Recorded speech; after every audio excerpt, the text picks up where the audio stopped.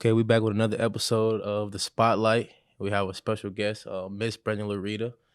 Usually, I start the show off by letting my guests let the people know what's going on in their life and like if there's anything you want the people know about what you got going on, new or old, anything.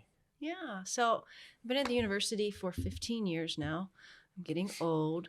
Um, Mom of two. So I've got a not nine, she just turned 10 and 11-year-old. Goodness, though, my kids would be so upset with me. Um, Married. I did start a new role at the university. I took on additional responsibilities about a year ago Mhm. as vice president for student affairs, and then made a full transition this January to now be vice president of student affairs and athletics. And I'm excited. I love the University of Findlay. I Yeah, came here in 2008 and never thought I'd be here this long. right. And now I can't imagine being anywhere else. That's good. Like you said, you were here for 15 years. How did you get here? Like, where did it all start before you found your way to family? Yeah, so I was a student athlete. I was a Division II student athlete. I played volleyball and softball in college. I'm old enough that we could play two sports. I Okay. don't think now it would be as easy, but I had like volleyball in the fall, softball in the spring, and so it worked. I went to school at a small Division II in North Carolina called St. Andrews, and had a wonderful student athlete experience. Thought I was going to be a teacher. So my undergrad degree is in physical education. Mhm. Graduated and taught pre-K through third grade PE in North Carolina. My volleyball coach from college called and said, "Hey, I took a new job. Do you want to come coach with me?" I was like, "Sure, let's do it." So I went back to school. I was a graduate assistant and coached volleyball. When I finished my master's degree, my head coach took another job. And so I had a great athletic director and mentor. She said, "Okay, do you want to be the head volleyball coach?" I said, "Nope, don't want to do it." I didn't like recruiting. It wasn't my Yeah. thing. I wasn't passionate about it, and you've got to be passionate about recruiting. I said, "But I kind of like the athletic part of it." And so I became the head cross country coach and director of compliance at Converse College in Spartanburg, South Carolina, and loved the compliance side of it. So I had to recruit, wasn't loving it, was okay as a coach, um, but decided I wanted to get closer to home. I grew up in Yeah. Pennsylvania. And so a job at the University of Findlay came open for an assistant to the athletic director, senior woman administrator. And I was fortunate enough to run into my predecessor at a conference.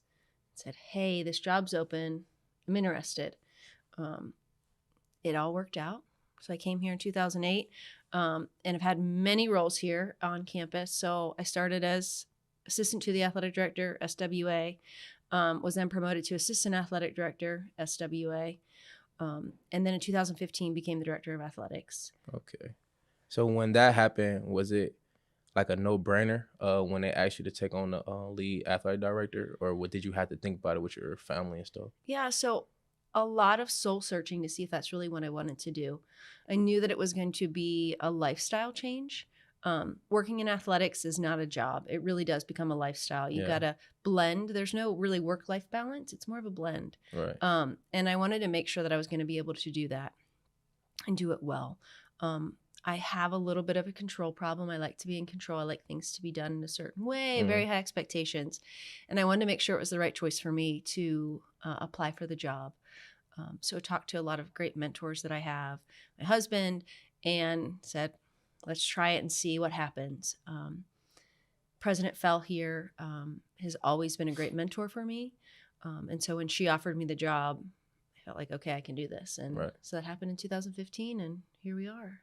So when what was the best part would you say of being an athletic director? Because you said 2016 all the way into currently last year. What would you say like is the best part of doing that as a job or as a living? Um, I would say it's a little cliche. I'll admit that. But watching our student athletes come in as freshmen, my favorite is them coming in and somebody being quiet and reserved and shy, and watching them graduate and being kind of blossom into these energetic, outspoken, great young men and women. That was the best part of the job.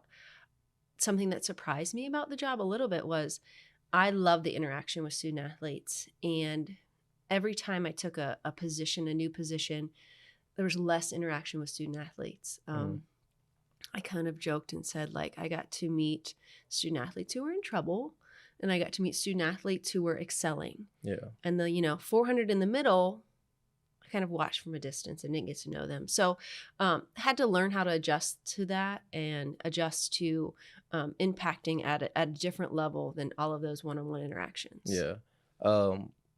Compared to when you first started in 2016 to where you ended, what would you say was the big difference as far as the way you handled the job? So when I started, full honesty, I thought I knew a heck of a lot more than I did. So I had a lot to learn. And I felt like in my role, I needed to lead in a certain way. I had been a student athlete, worked for athletic directors, and felt like I needed to lead the way they did. That I needed to be effective by being very stern, kind of trying to be this person that I wasn't. Right. And I learned very quickly that that was very ineffective, and that if I was going to be an effective leader, I needed to be genuine to who I was. Right. And when I figured that out, I think I became not only more comfortable in my skin, but way more effective in our department and on campus. So that was a big learning curve for me, and being able to acknowledge what I didn't know. So when I started as the athletic director, I was young. I was 32. And there were lots of people who maybe thought somebody else should have got the job. Right. And I felt like I had to prove them wrong, and I had to know everything. And when I finally realized that I didn't know everything and it was okay to ask for help, I was so much better at my job. Yeah. Was like when you say know everything, like we really don't. The only side we see of being an athletic director is you schedule big events that we have, like athletic events. You talk to the other athletic directors to get schedules and stuff like that. Is it a lot more to it? Because you could say you thought you knew everything. Like, was it a part of it that you had no clue about that shit like blindsided you? I didn't realize how much of a generalist I had to become and rely on other people. So I couldn't be the expert in compliance. I couldn't be the expert in scheduling. I had to rely on the people that they were experts, and being okay to empower others to be really good at their job and just let me know what was going on. I also learned a lot about policy and procedure on campus and the value in knowing how to make things happen. Thinking about just athletics can only get you so far. Right. So I had to learn a lot about the nuances of academic scheduling and how that worked, or how the budget process worked, or how we were going to raise money for something that we wanted. A lot about those higher ed things that I didn't know about or didn't think that I would need to know about. Right. And so once I realized, okay, the games and the final product are like cherry on top.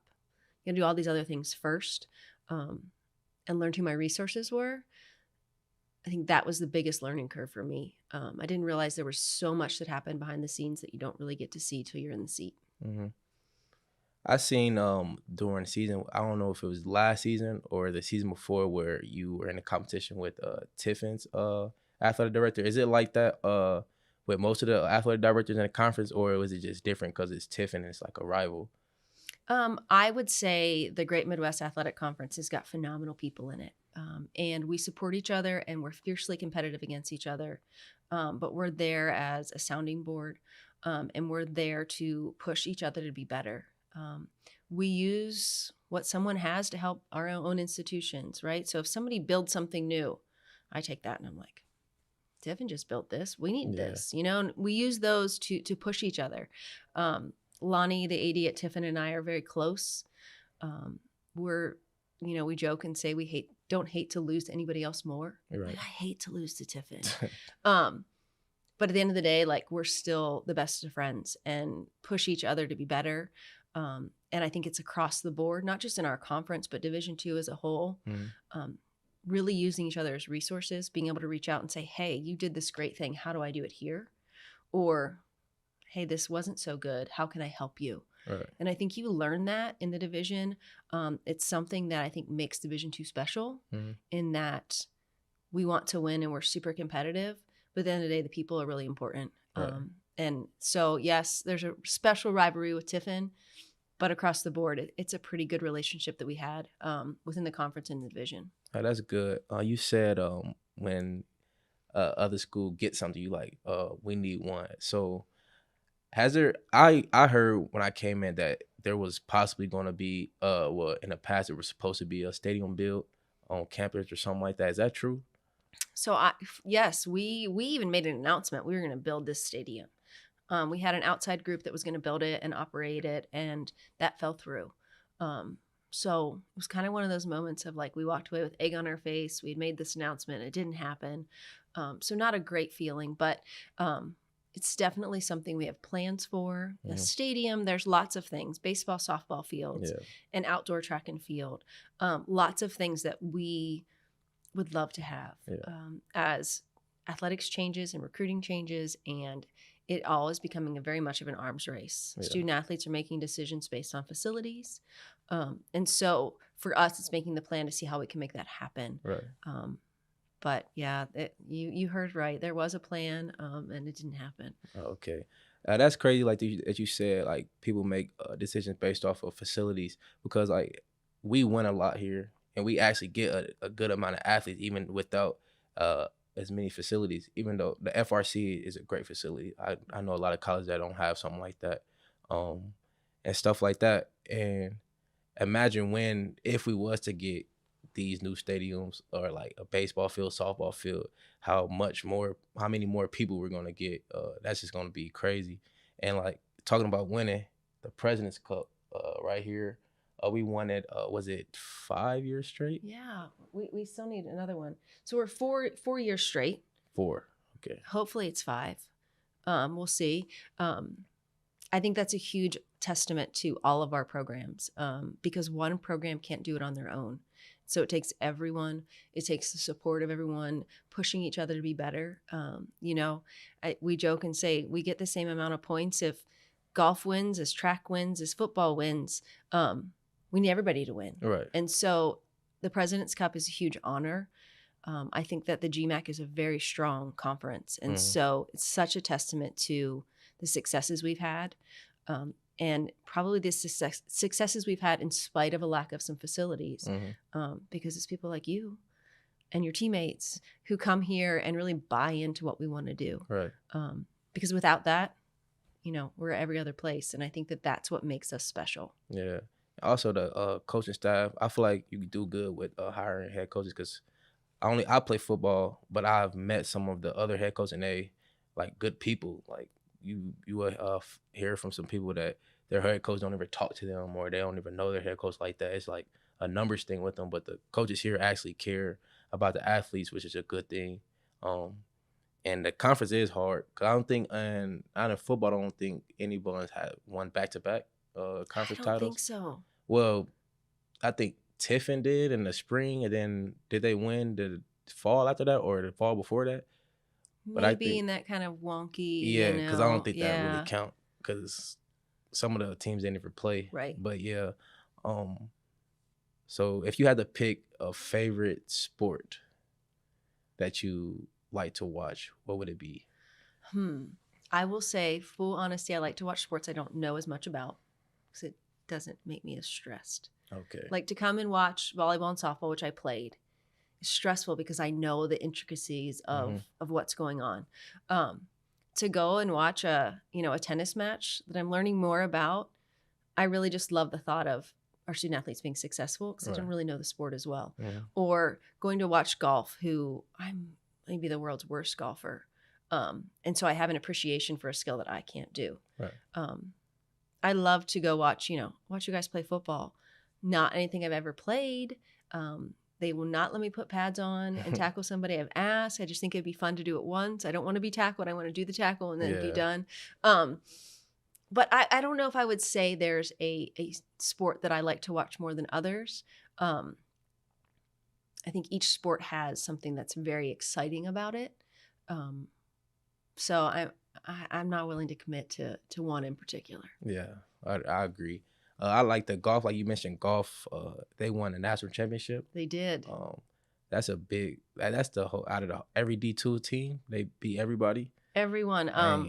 I went down for their final round in Georgia, and it was maybe one of the most stressful, 4 hours of my life because Mhm. every shot mattered and there Yeah. was so much on the line. I joked with the ladies after and said, like, one hole, it was taking them all a long time to play. I'm like, do you know how golf stats does not refresh fast enough? Yeah. It took forever. But it was so exciting, and the excitement we felt, and then you could see the gut wrenching emotion for the team we beat because it came down to the last putt on the last hole. Oh, okay. Um, so exciting. It was that finish that everybody wants, right? Because it came down to the last golfer. Yeah. Um, but it was exciting. It was such an accomplishment. We haven't won many national championships. It's a hard thing to do. Yeah. '09, we won men's basketball national championship, and then golf. And in our Division II history, that's it. Yeah. We've had some great individual successes where we've had some individual winners, but there's over 300 Division II institutions, and Yeah. so it's a pretty special year to win a national championship. Mhm. Yeah, because so you were there, like, so when they celebrate, is it like just claps and stuff in golf, or was they actually like It jumping was pure around? pandemonium Oh, when they okay. won. People were yelling, screaming, lots of claps and hugs and tears from the golfers, from their families, um, and the other team. I think one of the most amazing things about golf for me is that they fiercely compete with each other, Mhm. but they support each other. And somebody hits a good shot and they're like, hey, good shot. There's not many other times like somebody catches a pass and you're like, hey, great catch. Right. That doesn't really happen as Mm. much. Um, and so the respect that they had for each other as teams and as players was pretty amazing to watch. Yeah. And the pure joy and excitement, probably something I'll never forget. Right. I feel like that comes with the golfing because it's like such a hard sport to do. Like you have to respect like if somebody does something good. Cause I tried golf. I had a class that I had golf in. I did decent, but at first I couldn't even hit the ball. Before that class, I couldn't even hit the ball. It was going all over the place. But I learned a little bit. But compared to them, probably Uh, nothing. yeah, it's an amazing sport. I think that every sport that we have has such skill. Mm, There's you can't just walk out and play anything. right. And so the skill that they have, I always joke and say, like, I see the whole golf course 'cause my ball's going everywhere when I play golf. But the preciseness of their shots and everything that they do is truly amazing. Yeah. So we talked about the President's Cup. Like, how does the point system work for that? Yeah, Like to win so it? it depends on the number of teams that have the sport. So if everybody in the conference sponsors it and, it's a female sport, there's 13 of them. And so if you win the conference, you get 13 points. Okay. And then down from there. So if you get second, you get 12. Now, say like wrestling, we just won the wrestling conference championship. And I think we're down to 4 schools with wrestling. So even though they won, they only got 4 points. Oh, okay. So the maximum amount you can get is the number of teams that sponsor that sport. And then it goes down from there. Okay.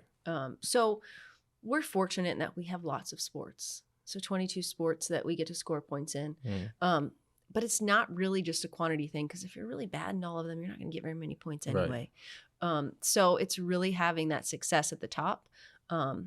Swimming left today for their conference championship, Hmm. and the men have won multiple years in a row. The women got second last year, and they left today and they said, we're not getting second this year, we're winning. Right. So we hope they do, but there's not as many swim teams in our league. So even if they win, they're not going to get that 12, 13 points just based on the number of teams. Okay. Okay. I get it now. Okay. So when you were picking a head coach for a team, how does that process go? Like, what are you looking for in that coach to say, yeah, he or she's a good fit for what we're trying to do here at Findlay? Yeah, you hit the nail on the head with good people. My philosophy is always you can make somebody a better coach. It's really hard to make somebody a better person. Right. And so if we're going to achieve our goals and impact student athletes in a way that goes beyond athletics, you got to start with a good person. I also think it's important that we start with somebody that sees value in what we have. Mm, We've talked about it. We don't have all of the bells and whistles in all of our programs. And to find somebody that says, okay, I can acknowledge what we have. We're going to be successful, either because of it or in spite of it, but we're going to be successful. right. We've not had a ton of success here bringing somebody from a large institution to come to the University of Findlay. We're small, we're private, relationships matter. Yeah. And if you can't buy into that, you're not going to last here very long. Right. And so that's important to me. It's finding somebody that believes in a balance with athletics and academics. You all go to class here, you know that it's a challenging Yeah. institution. And so you've got to be able to give flexibility with our student athletes. I also think it's important we find people that allow our student athletes to be engaged and involved and do other things, because that's really about the experience we're trying to find. So got to be a good person. I think knowing the game is important. But you can always learn more about the game.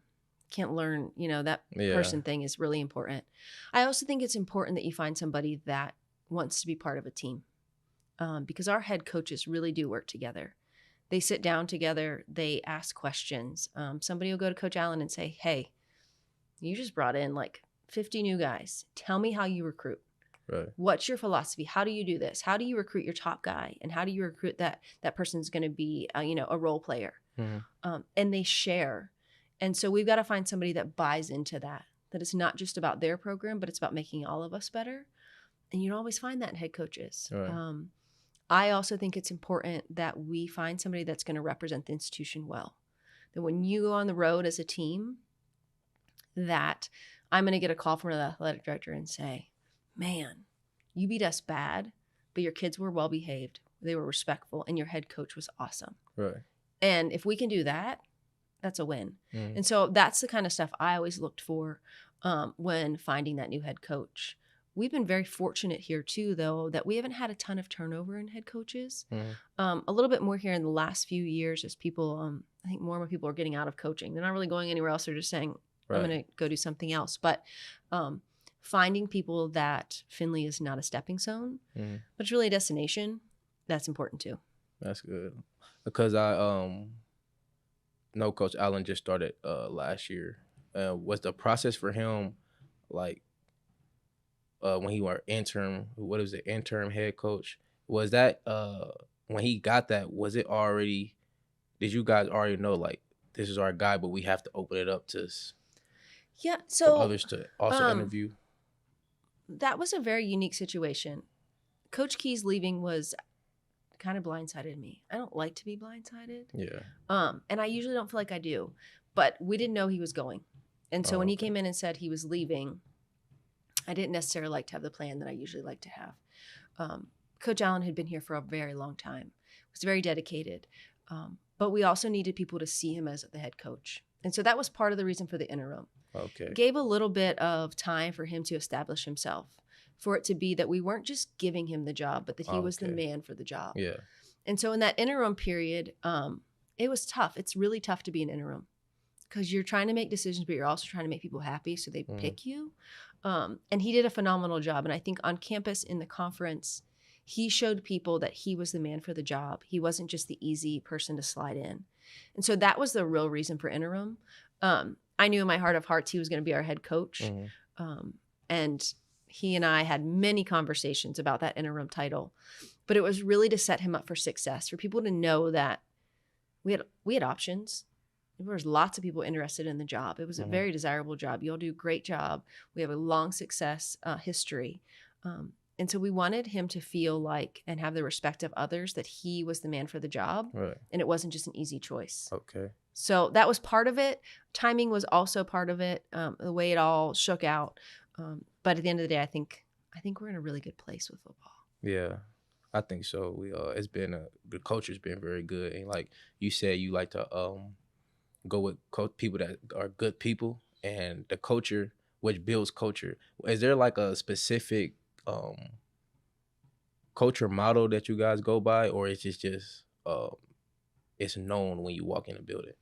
Yeah, so you'll see it. It's there. You know, we say all the time, personal approach, championship experience. And we try to model that in everything that we do. So when we think about personal approach, it's meeting you where you are and getting you to that championship experience every day.